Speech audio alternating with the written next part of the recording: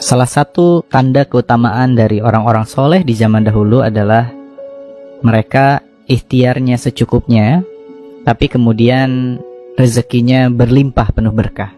Nah, saya ingin mengajak Anda semuanya untuk jalan-jalan sedikit ke Saudi Arabia. Jadi kalau saya lagi ada di sana, teman-teman, saya tuh melihat orang Arab itu dibilang rajin, enggak. Kemudian hidupnya santai.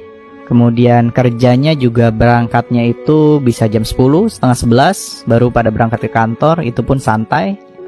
Intinya, ya mereka kerjanya biasa-biasa saja, jam 4, jam 5 udah ada di rumah, udah pulang dari kantor, menghabiskan waktu dengan keluarga. Itulah orang-orang Saudi gitu loh. Tapi Masya Allah teman-teman, walaupun kerjanya santai, rumahnya mewah, mobilnya mewah dan banyak, uangnya juga banyak, emasnya di mana-mana, Masya Allah. Kenapa bisa seperti itu? Sampai kemudian saya melihat salah satu kuncinya adalah ketika azan berkumandang, seluruh toko tutup dan mereka bergegas menuju ke masjid. Ya, mereka nggak peduli ada customer atau tidak. Yang jelas mereka langsung menutup pintunya ya, dan kemudian customernya pada sadar diri juga, mereka langsung keluar dari toko dan mereka tidak takut kehilangan rezeki. Ya, dan ternyata itu kuncinya. Orang-orang Saudi, mereka mengutamakan kewajiban kepada Allah di atas segala-galanya. Dan tentu kita pernah mendengar sebuah kalimat yang pernah diucapkan oleh Nabi Muhammad SAW. Jika kita menghampiri Allah sejengkal, maka Allah akan menghampiri kita sehasta. Dan jika kita menghampiri Allah dalam keadaan berjalan, maka Allah akan hampiri kita dalam keadaan berlari. Masya Allah. Dan inilah konsep berserah diri, teman-teman. Jadi kita itu ciptaan siapa sih? Ciptaan Allah.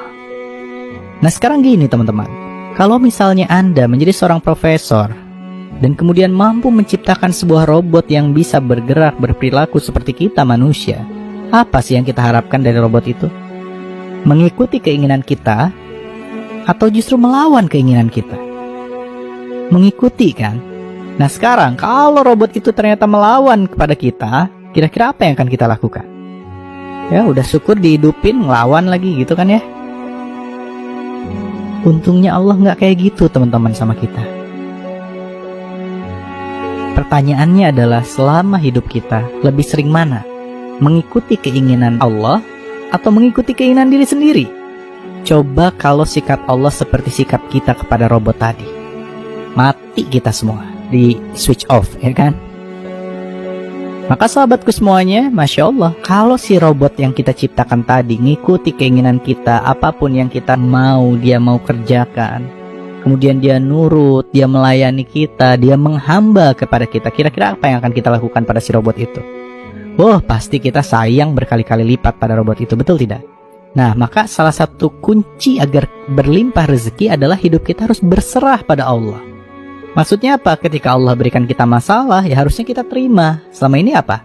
Yang kita lakukan adalah kita melawan sama Allah. Kita bilang, ya Allah, salah saya apa? Kenapa kau berikan ini? Kan gitu ya. So, mulai sekarang terima semua yang Allah berikan kepada kita. Dan ingat teman-teman, jika seorang ibu cintanya luar biasa kepada anaknya, sedangkan ibu adalah dia yang melahirkan dan mengandung kita sebagai anaknya, cintanya luar biasa pada anaknya. Nah maka sekarang bayangkan, ini Allah yang bukan mengandung dan melahirkan kita, tapi Allah menciptakan kita dengan sepenuh cinta dan kasih sayang, yang senantiasa memberikan kita rezeki setiap hari, setiap saat.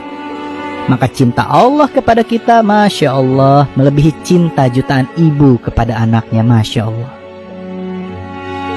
Maka mulai sekarang, tunduk patuh mengabdi kepada Allah, dan Allah akan berikan rezekinya kepada kita.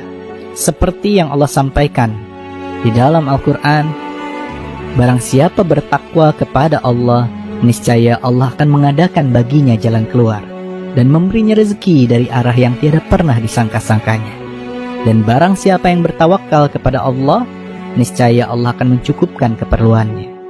Maka mulai sekarang berserah dirilah kepada Allah, dan Allah akan mencukupi setiap kebutuhan kita dengan cinta dan kasih sayangnya. Amin, amin ya Allah ya Rabbal Alamin.